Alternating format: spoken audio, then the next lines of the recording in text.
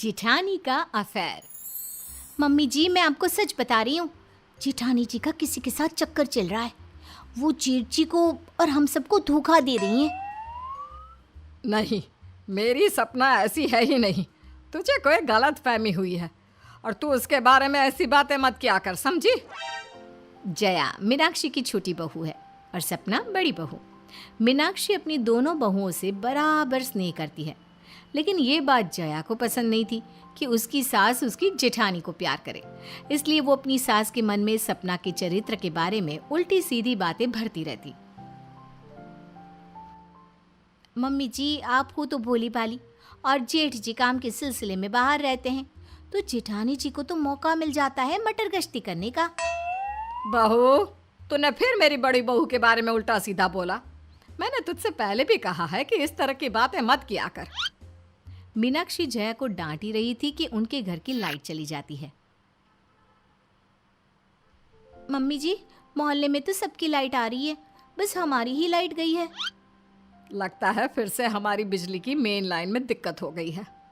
जया, जाके सामने वाले घर से सोनू को बुला ले, वो बिजली का काम जानता है। जया सोनू को आवाज देकर लौट आती है। मम्मी जी, सोनू मेरी आवाज नहीं सुन रहा, आप जेठानी जी को बोल दो ना, उनकी बात तो मोहल्ले के सभी लड़के सुनते हैं, वो बुला लेगी किसी न किसी को। जया, ये क्या बकवास किए जा रही हो?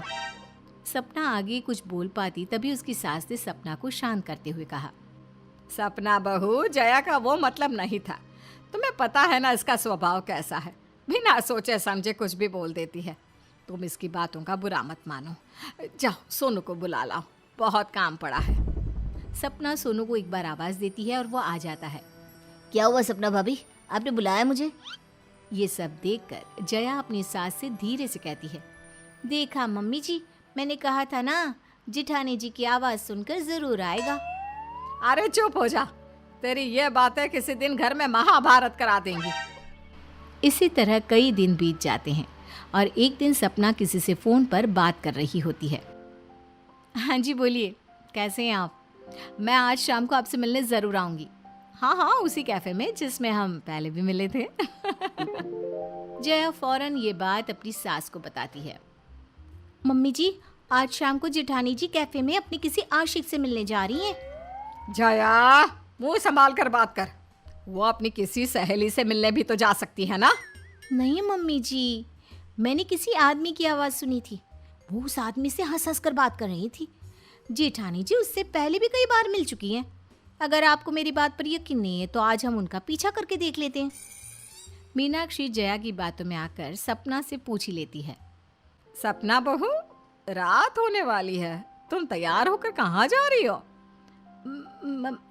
मम्मी जी, मैं मंदिर जा रही हूँ। तेरी जुबान इतनी लड़खड़ा क्यों रही है? मंदिर ही जा रही है ना या कहीं और? मम्मी जी, मंदिर ही जा रही हूँ।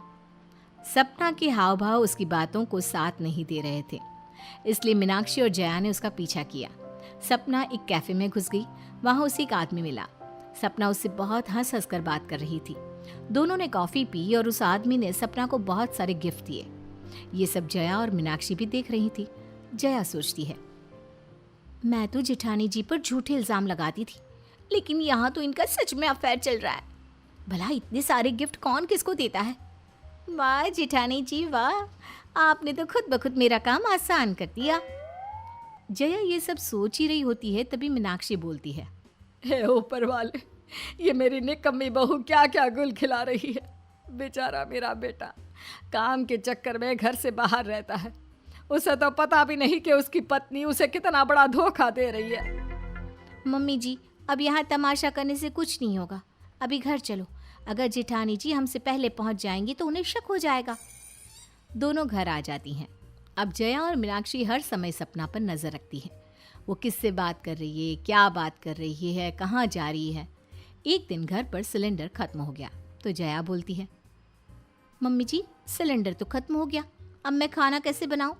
एक तो इस घर में हर चीज का ध्यान मैं ही रखूं, जेठानी जी को तो आशिकी करने से फुर्सत नहीं मिलती और तुझे दूसरों की जासूसी से फुर्सत नहीं मिलती। तुम दोनों का घर के काम में ध्यान ही नहीं है। तुमने सिलेंडर पहले से बुक क्यों नहीं किया? अपनी सास और देवरानी की बातें सुनकर सपना बाहर आकर बोलती है, मम्मी जी, मैंने 2 दिन पहले ही सिलेंडर बुक कर दिया था, पता नहीं क्यों नहीं आया। सिलेंडर वाले को फोन करने की जगह किसी और को फोन कर दिया होगा। इस शहर में तेरे जान पहचान वालों की कमी थोड़ी ना है। मम्मी जी ठीक कह रही हो आप, आजकल जिठानी जी का काम में मन ही नहीं लगता। वो दोनों सपना को बातें सुना रही होती है कि इतने में डोरबेल बजती है। सपना दरवाजा खोलती है तो सामने सिलेंडर वाला खड़ा होता है। उसे देखकर दोनों की बोलती बंद हो जाती है। सपना अंदर से एक पानी का ग्लास लाती है और उस सिलेंडर वाले को देती है। जब वो पानी पीकर चला जाता है तो जया सपना को ताना मारते हुए कहती है, जिठानी जी, सिलेंडर वाले को तो छोड़ दो, या सभी से अफेयर चलाओगी। जया, तमीज से बात करो मुझसे, ये क्या बकवास कर रही हो? देखा मम्मी जी, ये किस तरह का घटिया इल्जाम लगा रही है मेरे ऊपर। अरे तो गलत क्या कह रही है? तुझे क्या जरूरत थी उसे पानी पिलाने की? आज के बाद तो इस घर से कदम बाहर नहीं निकालेगी। मम्मी जी, इतनी गर्मी हो रही है, बेचारा इतना भारी सिलेंडर लेकर आया था, अगर मैंने उसे पानी पिला दिया तो इसमें क्या हो गया। मीनाक्षी सपना की एक बात नहीं सुनती। वो रोते हुए अपने कमरे में चली गई। एक दिन मीनाक्षी अपनी छोटी बहू के साथ उसके मायके जाने की तैयारी करती है। वो उखड़े हुए स्वर में सपना से कहती है, सपना बहू, हम जा रहे हैं, तुम खिड़की दरवाजे अच्छी तरह से बंद कर लेना, और खबरदार घर से बाहर कदम निकाला तो हम शाम तक आ जाएंगे। सपना की सास और देवरानी घर से जाने की तैयारी कर रहे थे, तभी सपना किसी को फोन करके घर पर बुलाती है।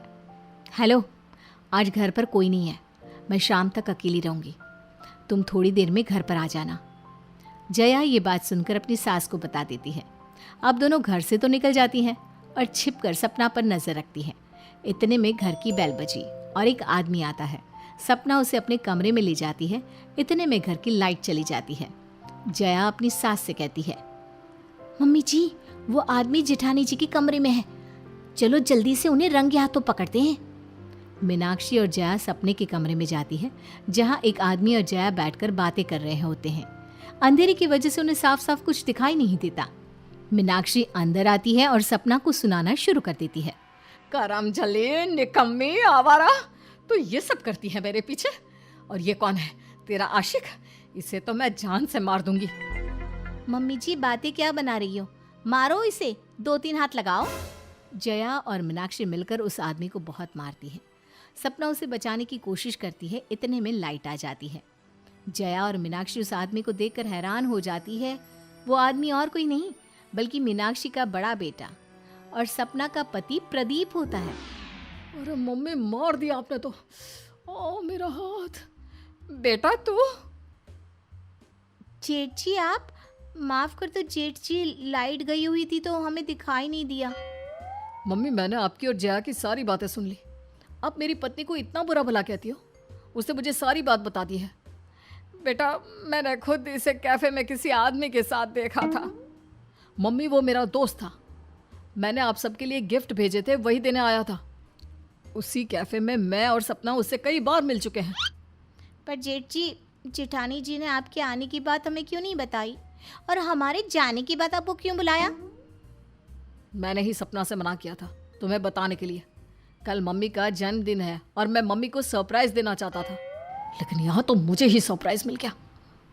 मीनाक्षी को अपनी गलती का एहसास हो गया और उसने सपना से माफ़ी मांगी। मीनाक्षी ने जया को डांटते हुए कहा, यह सब गलतफहमी तूने ही मेरे दिमाग में डाली थी। अगर आज के बाद तूने बड़ी बहू के बारे में कुछ भी कहा ना, तो मैं तुझे इस घर से बाहर निकाल दूंगी। जया भी अपनी गलती मानकर सबसे माफ़ी मांग लेती है।